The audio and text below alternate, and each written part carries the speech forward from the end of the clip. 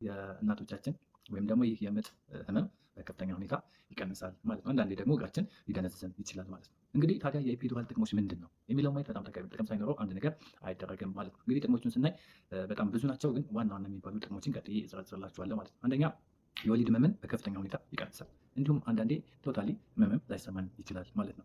ሁለተኛ የእናትየዋን ኃይል እንድትቆጠብ ይረዳናል። በተለይ ወደ መጨረሻ አካባቢ ኃይል በሚያስፈልግበት ሰዓት ወደ ሰከንድ ስቴጅ ልጁን እንዲወለድ የሚያደርገው ስቴጅ ላይ በደንብ ኃይሏን ተጠቅማ ልጁን ለመውለድ ይረዳታል ማለት ነው። ሌላው ጭንቀት፣ ፍርሃት ይቀንስላል በከፍተኛ ሁኔታ። ምክንያቱም ህመም አይኖርም፣ ዘና ፈታ ብላ እያወራች እየሳቀች እየተጫወተች ህመሟን ሌበሯን ኤክስፔሪንስ ማድረግ ትችላለች ማለት ነው። ሌላው ደግሞ ምንድነው የደም ግፊት፣ የልብ ችግር፣ ሌሎች ተጓዳኝ ችግሮች ካሉ ለእነሱም በከፍተኛ ሁኔታ ይቀንሳል። ከጭንቀት፣ የግፊት መጨመር፣ ልብ ምት መጨመር ጋር ተያይዞ ያሉ ችግሮችን በከፍተኛ ሁኔታ ይቀንስልናል ማለት ነው። አራተኛና በጣም ወሳኝ ጥቅሙ ደግሞ ምናልባት በምጥ መሀል ኦፕሬሽን ድንገት ቢያስፈልግ፣ ምክንያቱም ምጥ ብዙ ጊዜ እንደምናስበው ላይሄድ ይችላል። አንዳንዴ በልጁ ወይ በእናትየው በሌላ ምክንያት አጣዳፊ የሆነ ኦፕሬሽን ሊያስፈልግ ይችላል። በዛን ሰዓት ሌላ ማደንዘዣ ሳያስፈልግ ራሱ በኢፒዱራል ሰርጀሪ መስራት ያስችለናል ማለት ነው። እንግዲህ እነዚህንና ሌሎች በርካታ ጥቅሞች አሉት።